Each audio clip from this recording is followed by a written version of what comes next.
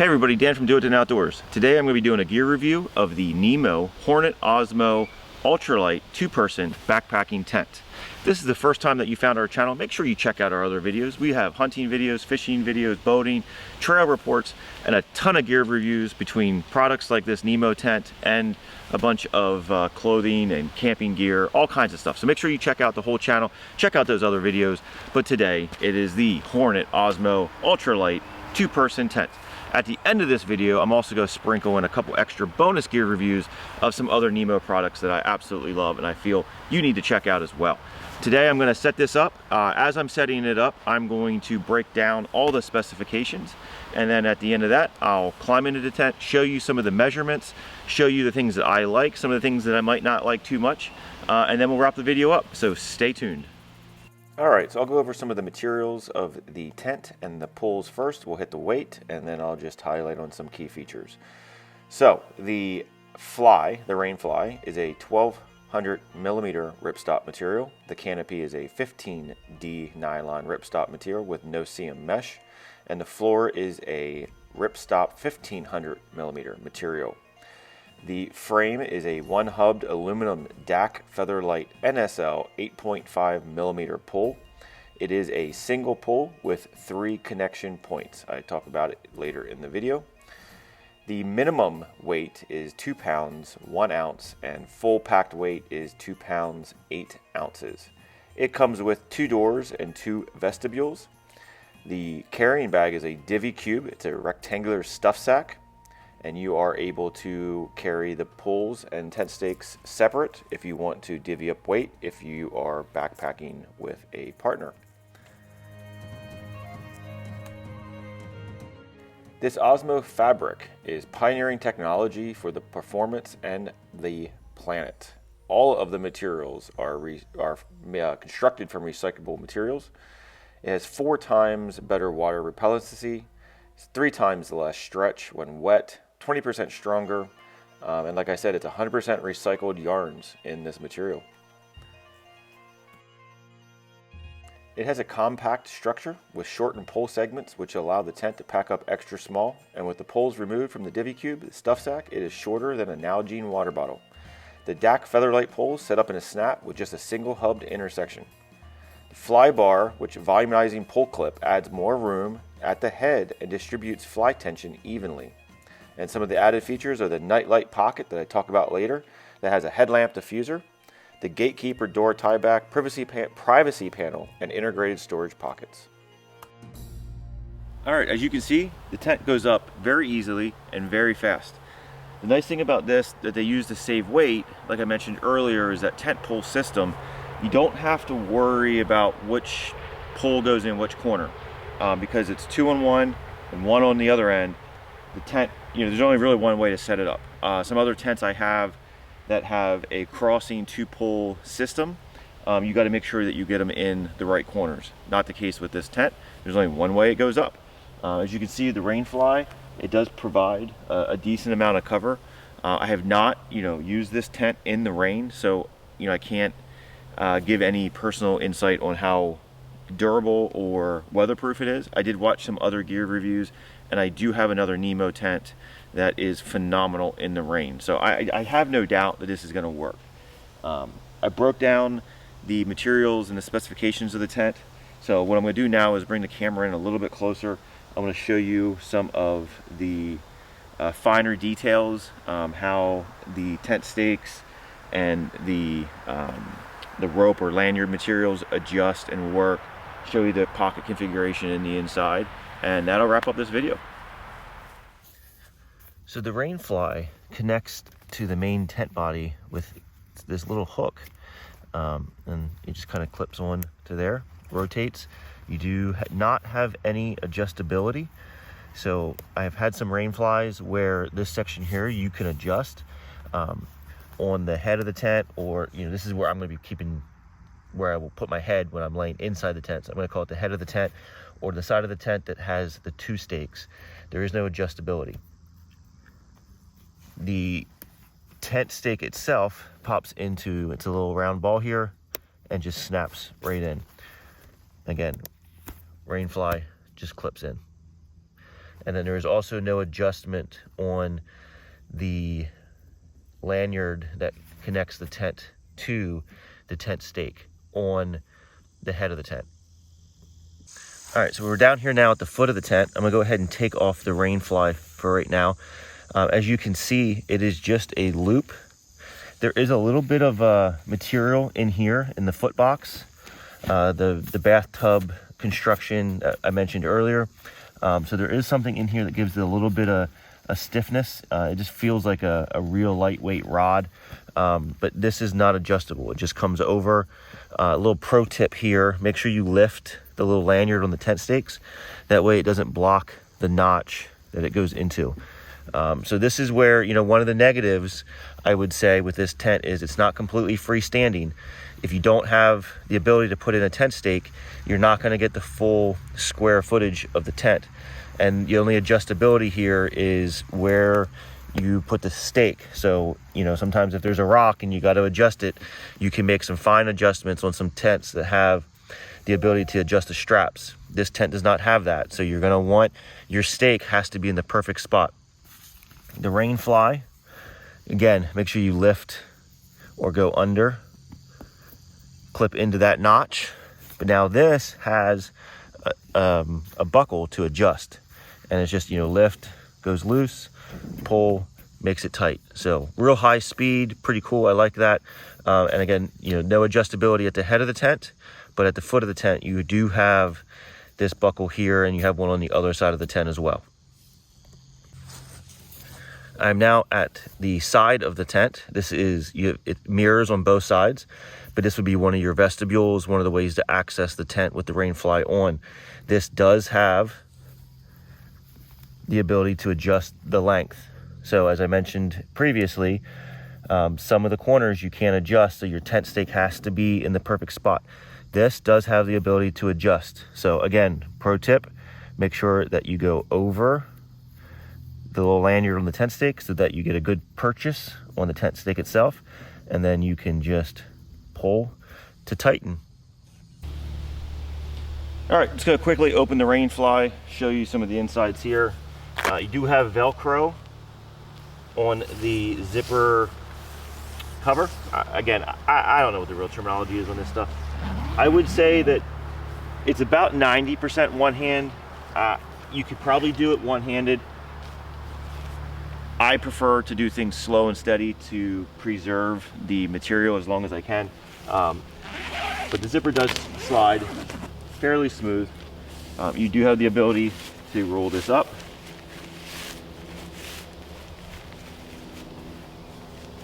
And you have a little buckle, not a buckle, just a little hook. Again, you can do it one-handed. And then you also have the ability to roll this up as well. Just kind of comes around, goes through itself. You do have another hook here to pull the mesh of the tent body out to the rain fly. And hook that on there, just to give you a little bit more width of the mesh while you're inside the tent. One thing I like about this tent is you have doors on both sides. So if you're using it as a one-person tent, which I probably, you know, I will. You know, I've tried a bunch of two-person tents out there. There is no two-person tent that is roomy for two adults. When I backpack by myself, or if I'm backpacking with a group and I'm using the tent by myself, I always use a two-person tent as a one-person tent. I'm 5'10", 200 pounds. You know, I've shared a two-person tent with a good buddy of mine. He's like 6 foot, 210, 215. Your shoulders are gonna touch. There's no way around it.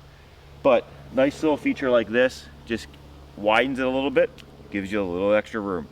But the double vestibule is nice. If you're using it as a two-person, you can keep your gear on each vestibule.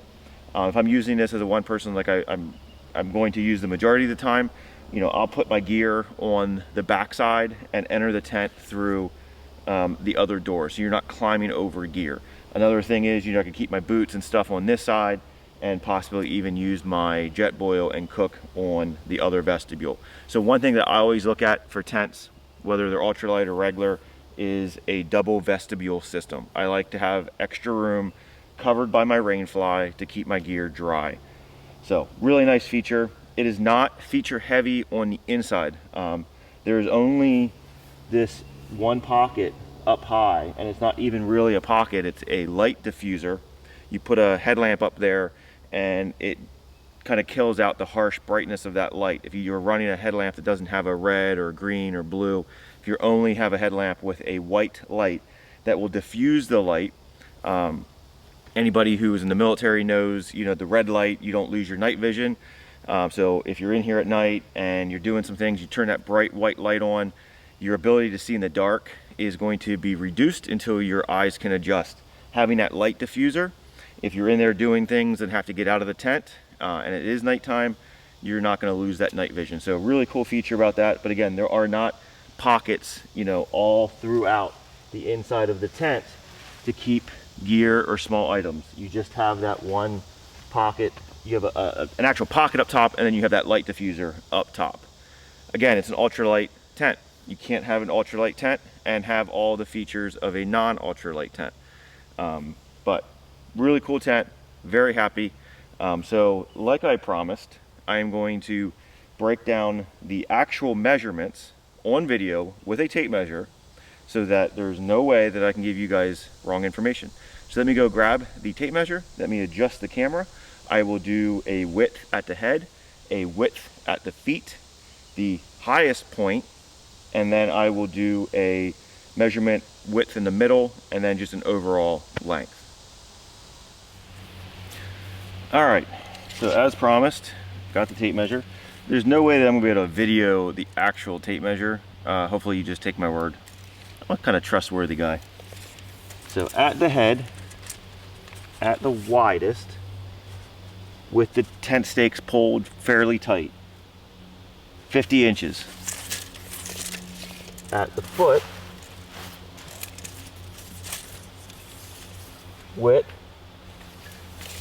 foot width, we're at 42.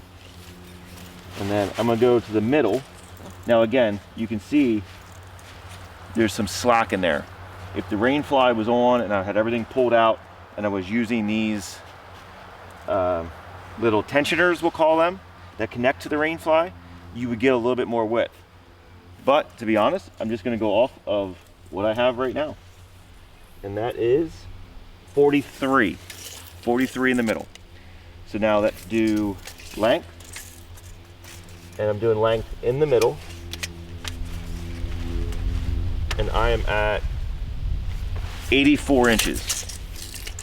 And then I'm gonna go to the top. And I apologize, anybody. I'm giving you standard. I'm American, live in America, and I'm using standard system. So if you need centimeters or meters or whatever else you Canadians or Europeans use, do the math yourself, do the configuration. I'm American, I'm doing standard.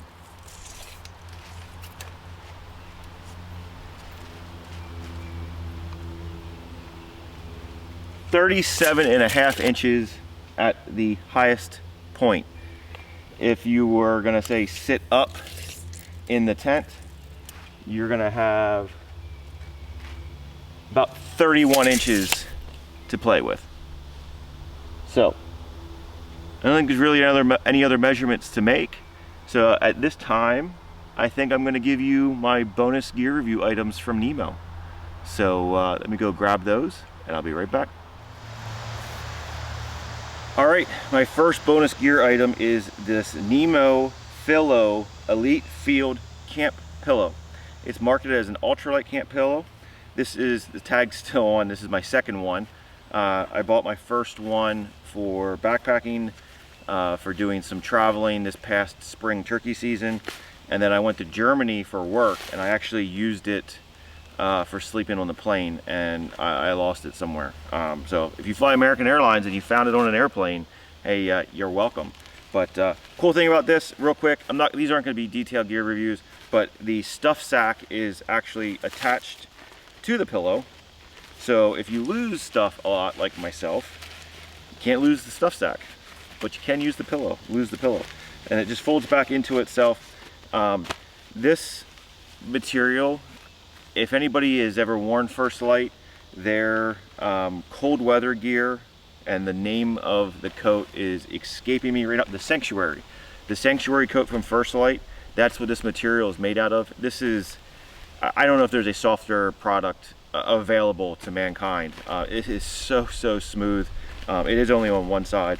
All right, so the valve is just, it's a push and pull with a quarter twist. So if you want to inflate it, pull it out.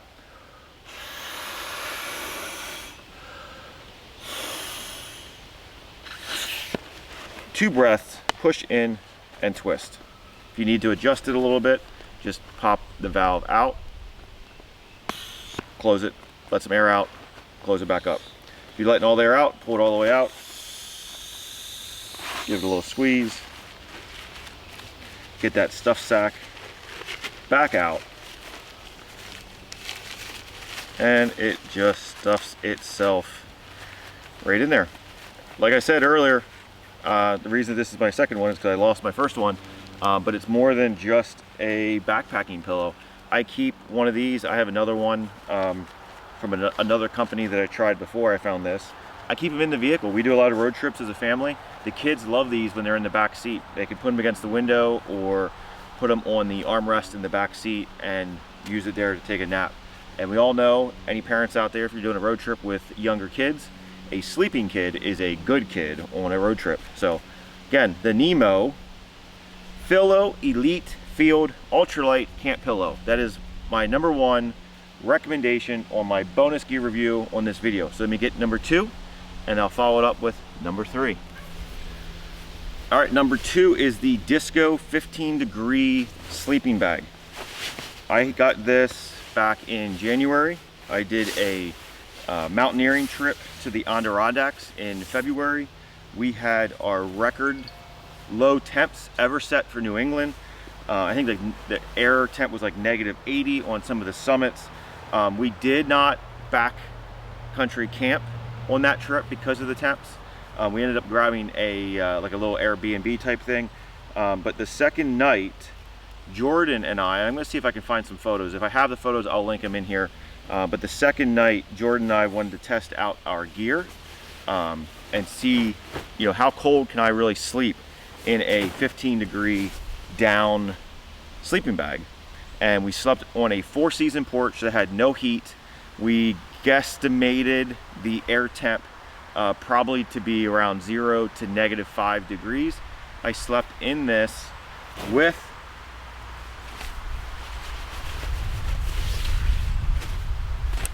the Blaze, I forget what these things are called. It's like an insert into the sleeping bag. It increases the rating of your sleeping bag.